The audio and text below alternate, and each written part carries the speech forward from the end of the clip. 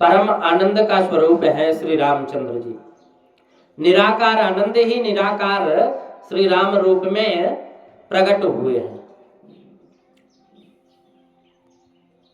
निराकार वस्तु आंख को दिखती नहीं है, यह पुष्प साकार है। आंख को दिखता है परंतु पुष्प में जो सुगंध है ना वह निराकार है।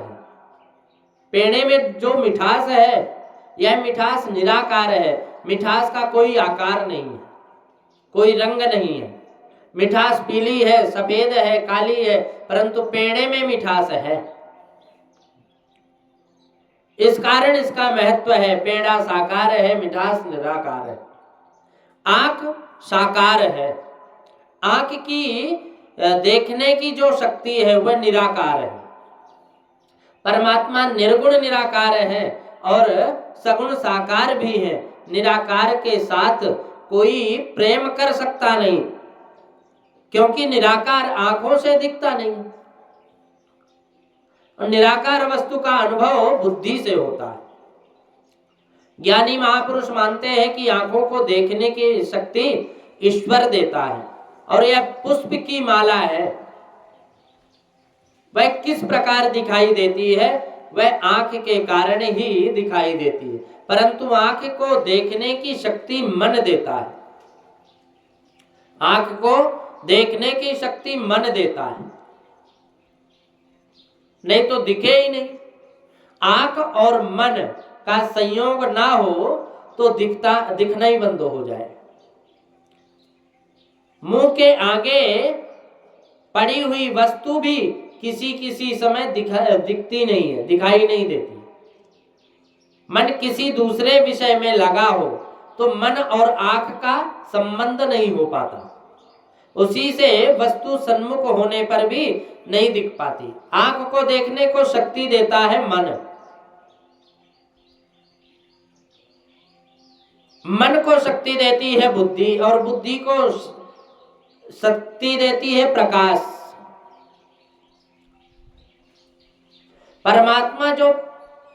परमात्मा आंख को देखने की शक्ति देते हैं। उन परमात्मा को आंख देख नहीं सकती। ज्ञानी महापुरुष ऐसा मानते हैं कि ईश्वर दृष्टा है,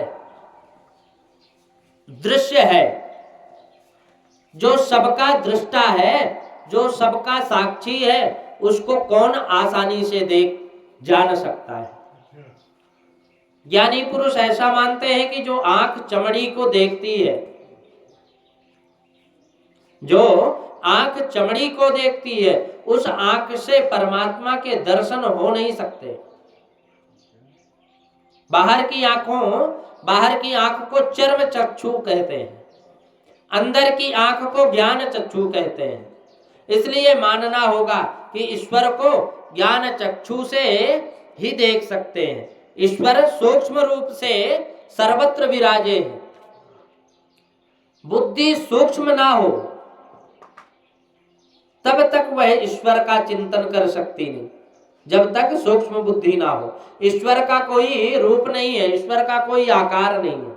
वेदांत कहता है कि ईश्वर अरूप है, ईश्वर अरूप है। वैष्णव सिद्धांत कहता है कि ईश्वर अनंत रूप है। ईश्वर आकार रहित है, क्योंकि अनेक आकार वाले हैं। ईश्वर का कोई निश्चय आकार नहीं है। कहते हैं ना कि हरि अनंत, हरि कथा अनंता।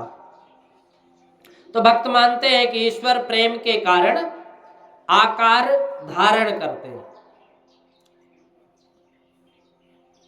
सूक्ष्म में से स्थूल रूप प्रत्यक्ष होता है और अतिशय प्रेम देखते हैं, तभी अपना स्वरूप बताते हैं भगवान। सगुण ही अगुण ही नहीं कछु भेदा, कोई भेद नहीं है सगुण में। निर्गुण में कहते हैं कि कोई भेद नहीं है। क्यों? क्योंकि गावहि मुनि पुराण बुध वेदा। वेद और पुराण गाते हैं परमात्मा सगुण निर्गुण दोनों है। वेद सगुण, निर्गुण ब्रह्म का वर्णन करते हैं।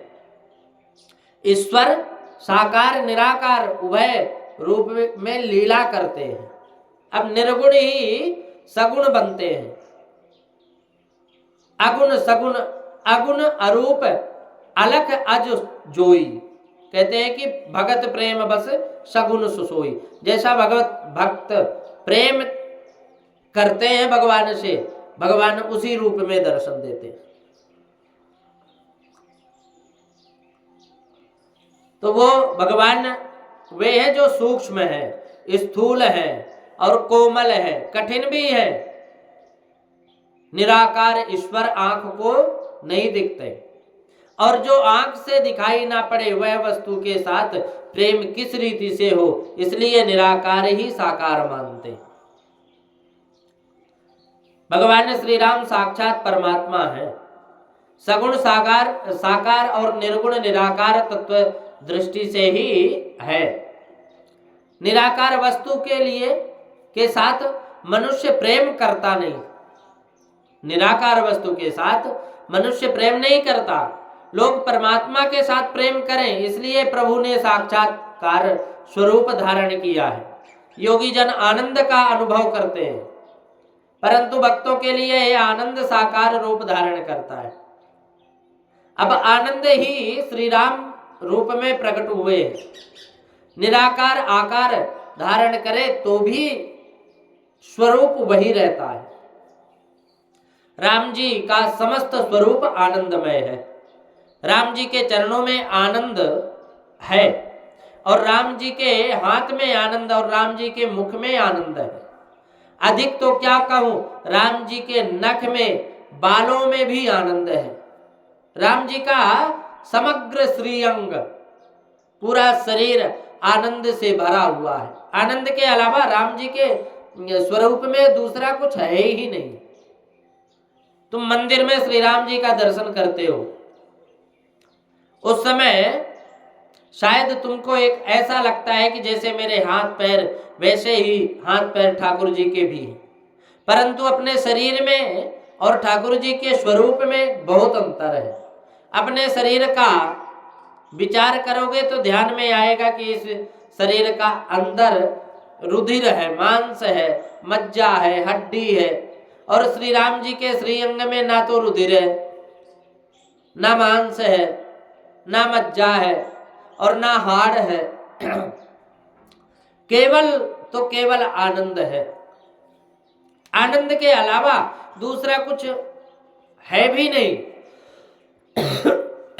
जीव को शरीर मिला है, जीव को, मनुष्य को शरीर मिला, चाहे पशु पक्षी को भी बोल दो, जीव को शरीर मिला, वह अपने पूर्व जन्मों के कर्म प्रमाण में मिला है। जिसका जैसा कर्म था वैसा उनको शरीर मिल गया। पूर्व जन्म की वासना के प्रमाण में मिला है कर्मणा निर्मतो देह, किंतु परमात्मा स्वयं की इच्छा से, यह भक्तों की इच्छा से शरीर धारण करते हैं। परमात्मा का पंच महाभूतों का बना हुआ शरीर नहीं है,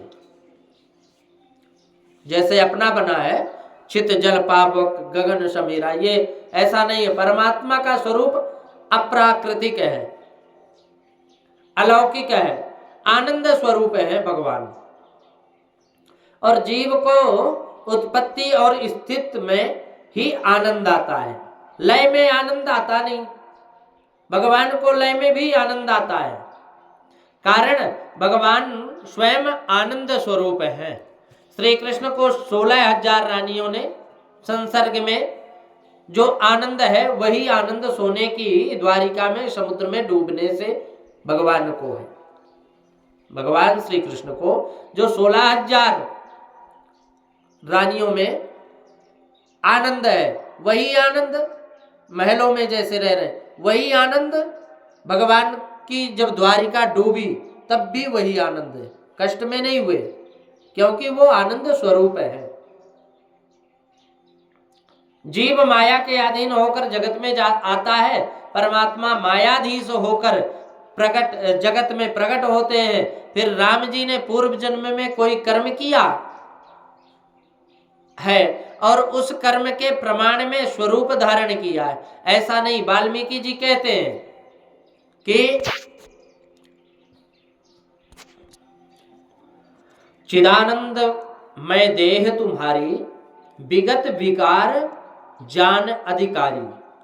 सोने का आभूषण था, उसकी स्वर्ण मूर्ति बनाई गई। इस सोने की मूर्ति में सोना ही सोना है।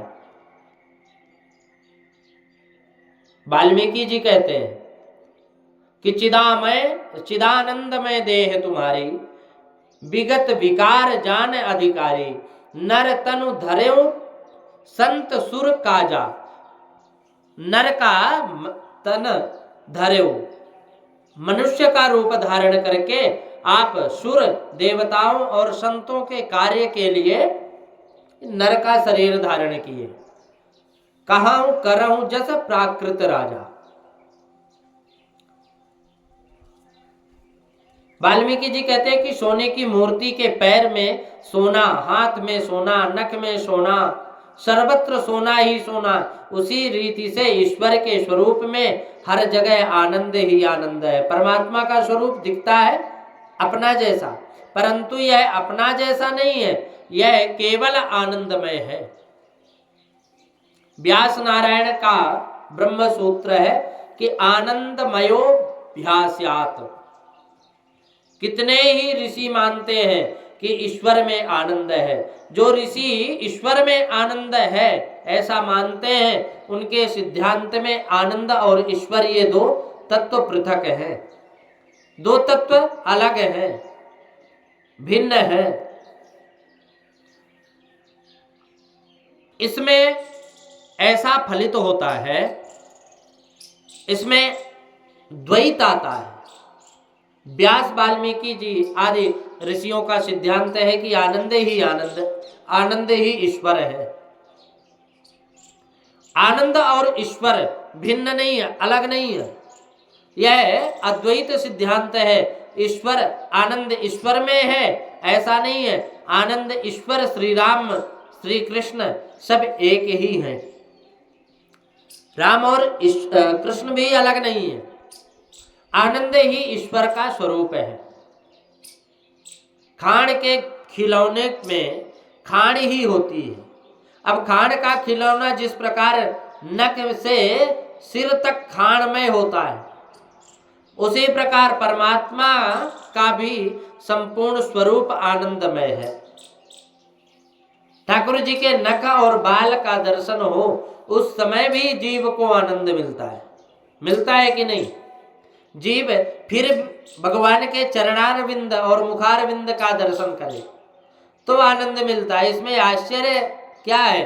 प्रभु के नख और बाल में भी आनंद स्वरूप है। भगवान परमात्मा का समस्त स्वरूप आनंदमय है। अलौकिक सिद्धांत समझने के लिए कोई अलौकिक दृष्टांत मिलता नहीं। लौकिक दृष्टांत से ही महापुरुष अलौकिक दृष्टांत सिद्धांत को समझते हैं। रात के 12 बजे हैं, एक भाई खटिया में पड़े हुए हैं, परंतु उनको निद्रा आती नहीं। वह भाई विचार में पड़े हैं कि आज निद्रा क्यों नहीं आ रही, नींद क्यों नहीं आ रही। बहुत विचार करने के बाद याद आया कि आज रात्रि को गर्म पानी, चाय नहीं मिला। भाई को रात्रि में कुछ चाय पीने की आदत थी। वे रात्रि के 12 बजे चाय बनाने को तैयार हुए, कारण चाय मिले तो निद्रा आए। पत्नी पीहर में थी, इसलिए स्वयं को ही खटपट करनी पड़ी। गर्म पानी करने के बाद सब तैयारी तो कर ली, परंतु संयोग से डिब्बे में खांड नहीं मिली, समाप्त हो गई थी, खत्म हो गई थी खांड, मीठा, चीनी। अब खांड बिना चाय कैसे बने, और चाय ना मिले तो निद्रा कैसे आए। तो रोज की आदत थी, अब क्या किया जाए, तो वो खांड लेने चले गए। रात्रि के 12 बजे खांड कौन दे, कौन सी दुकान खुलेगी। अंत में याद आया कि उत्तरायण के दिन बालकों के लिए मैंने खांड के खिलौने खरीद कर लाया था। तो वे घर में ही कहीं पड़े होंगे, फिर एक डिब्बा खोलकर ढूंढने लगे वे खिलौने कहाँ हैं। शौकीन मनुष्य, व्यसनी मनुष्य क्या ना करे। भाई को चाय का व्यसन था, उसने पढ़ा व्यसन के समान कोई पाप नहीं है, तो उसने व्यसन की शक्ति का, द्रव्य का नाश होता है उसमें। कोई भी लौकिक व्यसन मनुष्य का पतन करता है। तुम चाय छोड़ो ऐसा कहने में मेरा मन कुछ नहीं डरता, नहीं, मुझे कष्ट नहीं है, कारण कि मैं बहुत कहूं तो भी तुम चाय छोड़ने वाले नहीं हो। कितने ही तो ऐसे समझते हैं कि महाराज को आदत नहीं है चाय पीने की। कदाचित ऐसा कहते हैं, महाराज भले कहें हमको कुछ छोड़ना नहीं है। तुम चाय भले ही ना छोड़ो, परंतु तुम परमात्मा के प्रेम हो, प्रेमी हो, तुम भगवान के प्यारे हो, प्रभु के लाडले हो, वैष्णव हो, चाय के अधीन मत बनो। रात्रि के 12 बजे हाथ में माला लेकर भाई किसी दिन भी जाप करने नहीं बैठा, परंतु चाय पीने के लिए बहुत आतुरता है, इसलिए रात्रि के 12 बजे खांड ढूंढते हैं। 1 घंटे की तपस्या हुई तब कहीं खांड के खिलौने का डिब्बा हाथ में आया, बहुत राजी हुआ, बस अभी चाय मिलेगी। डिब्बे में खाने का एक हाथी था, हाथी के 2 पांव तोड़े और चाय में डाल दिए। हाथी के पैर डाले और खांड डाली। अब देखो, या तो हाथी के पैर डाले या खांड डाली। बालक को हम समझाते हैं कि यह हाथी है, यह घोड़ा है, परंतु खांड का हाथी खांड ही है। खांड के खिलौने में सकता है, खांड के खिलौने में खांड के सिवाय और कुछ नहीं है। अगर हाथी हो तो डिब्बे में रह सकता है क्या? यह ना तो हाथी है ना घोड़ा है। बालक को भले ही वह हाथी और घोड़ा दिखे, परंतु खिलौने में हमें तो खांड ही दिखाई देती है। तो खांड का खिलौना जिस प्रकार गुड़ खांड में ही है, उसी प्रकार परमात्मा का संपूर्ण स्वरूप आनंदमय ही है। ठाकुर जी के श्रीअंग में आनंद के अतिरिक्त अन्य कुछ भी नहीं है। परमात्मा आनंद स्वरूप है, निर्लेप परिपूर्णश्च सच्चिदानंद विग्रह। भगवान का विग्रह शांति से विचार करो तो समझोगे कि तुम्हारा सच्चा स्वरूप भी आनंद ही है। यदि जीव ईश्वर का अंश है, कहते हैं ना ईश्वर जीव अंश अविनाशी, तो जब अंश अविनाशी है तो अंश ही आनंद स्वरूप हो, तो अंश भी आनंद स्वरूप होगा। जब भगवान आनंद स्वरूप है तो जो अंश है वो भी आनंद स्वरूप ही होगा। ये स्वाभाविक है। शीतलता जिस प्रकार पानी का सहज स्वरूप है, उसी प्रकार आनंद तुम्हारे सहज स्वरूप है। तुम स्वयं आनंद स्वरूप ही हो। सुख और दुख ये तुम्हारे वास्तविक धर्म नहीं है। पानी में दिखाई देने वाली गर्मी पानी की गर्मी नहीं है, पानी का स्वरूप तो शीतल है। अग्नि के संबंध से जिस प्रकार पानी गर्म भासती है, दिखता है, आभास होता है, उसी प्रकार मन के संबंध से आत्म स्वरूप में सुख और दुख का अनुभव होता है, पता चलता है। सुख और दुख, तो सुख और दुख मन के धर्म है। एकी भावाभिमानेन परात्मा दुख भागिवः। आत्मा सुखी नहीं, आत्मा दुखी नहीं है। आत्मा परमात्मा का अंश है। आत्मा परमात्मा का अंश है, इसलिए दुख भी नहीं है, कष्ट भी नहीं, उसको सुख भी नहीं है। आत्मा परमात्मा का अंश है, परमात्मा आनंद स्वरूप है। तो आत्मा भी आनंद स्वरूप ही है। आनंद तुम्हारा सहज स्वरूप है। इसलिए कोई मनुष्य उदास दिखता हो, दुखी दिखता हो अथवा चिंता में हो, तो तुम उससे पूछ बैठते हो कि आज तुम उदास क्यों लग रहे हो, आज तुमको क्या हो गया। परंतु मानव प्रातः उठकर स्नान करके शुद्ध कपड़े पहनकर परमात्मा का ध्यान करने को आनंद में बैठा हो, उससे हम ऐसा नहीं पूछते कि आज तुम आनंद में क्यों बैठे हो। ऐसा पूछेंगे तो उसको बुरा लगेगा कि हमारा आनंद तुमसे देखा नहीं जाता। आनंद में रहना है तो आत्मा का सहज स्वरूप है आनंद। और सुख दुख वास्तविक धर्म नहीं है। सुख दुख तो कई कारणों से आते रहते हैं। दुख भी नहीं टिकता और सुख भी नहीं टिकता। सुख और दुख दोनों भूल है। तुम परमात्मा के अंश हो, तुम आनंद के स्वरूप हो। माया में पड़ जाने से ही दुखी होता है आदमी। जीव स्वयं आनंद स्वरूप होने पर भी अज्ञान से इस संसार में आनंद को ढूंढने जाता है।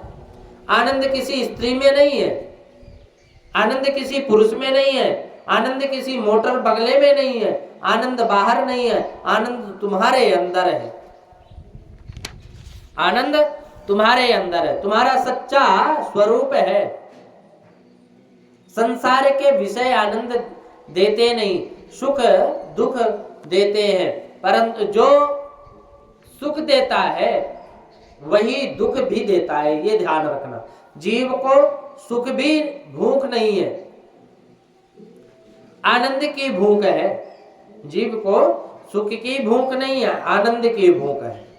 उसे ऐसे आनंद की इच्छा है कि जिसे शांति कायम रहे। संसार के विषय कदाचित सुख भले ही दे, पर शांति नहीं देते, आनंद नहीं देते। संसार के विषयों में आनंद हो तो सब एक समय समान आनंद दे। जैसे बगला बहुत सरस है, परंतु जब बुखार आता है तो सरस बगला सुख देता है क्या? माथे चढ़े अथवा पेट में दर्द हो तो सरस बगला